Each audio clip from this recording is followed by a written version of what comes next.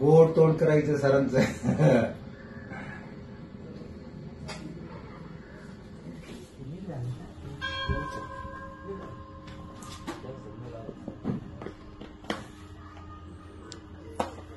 हे आमचे जिजामाता कॉलेजचे प्राध्यापक मासाळ सर यांना 4 महिन्यापूर्वी कॅन्सर डिटेक्ट झाला होता आणि आपलं फायटोविस घेतल्यानंतर मित्रांनो पुढे सर त्यांचा स्वतःचा अनुभव सांगतील. आज त्यांचा रिपोर्ट हा नील आलेला आहे. म्हणजे डॉक्टरांनी हृदयनाथ नाही सर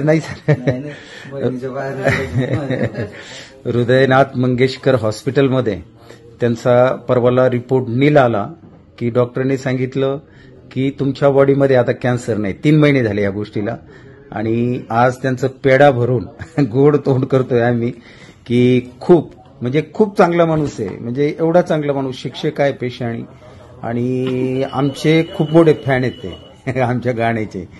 आणि या माध्यमातून आमची ओळख झाली होती. त्या माध्यमातून ते मेडिसिन गेलं. राहुल सर, मासाळ सर, तुम्ही कोणत्या कॉलेजवर शिकवता? जिजामाता. ओके. आता तुम्ही पहिल्या वेळेस आले होते, तुमचा पहिला व्हिडिओ आपण केलेला आहे. पण आता जे काही रिपोर्ट आले, काय झालं, कसं झालं, एवढं फक्त लोकांना सांगा. लोकांना काय वाटतं हे काहीतरी असंच आहे, तर लोकांना तुमचा व्हिडिओ हा हजारो लोकांसाठी एक म्हणजे प्रेरणा ठरणार आहे पुढं. आता आपल्याला कॅन्सर होता. बर. आपलं केमो चालू होती. बर. केमो झालेत आपले 6. कुठं चालू होते? पुण्याला, हृदयनाथ मंगेशकर. मंगेशकरला. ओके.